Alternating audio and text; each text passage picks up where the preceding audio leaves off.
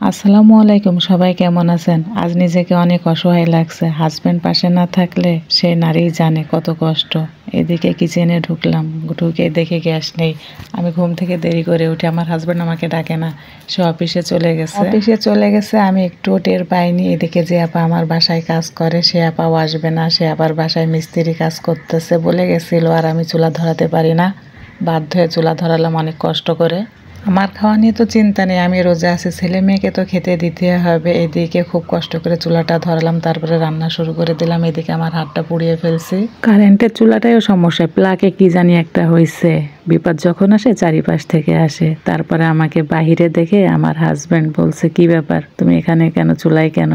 আমি বললাম গ্যাস শেষ। সাথে সাথে যে ছেলেটার কাছ থেকে গ্যাস নেই সেই ছেলেকে বলল, সেই ছেলে বাসায় গ্যাস দিয়ে গেল। তারপরে এই যে এখন গ্যাসে রান্না করা হচ্ছে। আসলে কি জানেন, একটা পুরুষ মানুষ না থাকলে একটা নারী কিন্তু অনেক অসহায়, সেটা আমি আজকে হাড়ে হাড়ে টের পেলাম।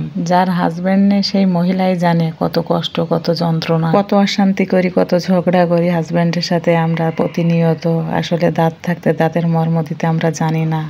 আর এই যে আমার হাজব্যান্ড কিন্তু সে কিচেনে ঢুকে রান্না শুরু করছে। সবাই ভালো থাকবেন, আল্লাহ হাফেজ।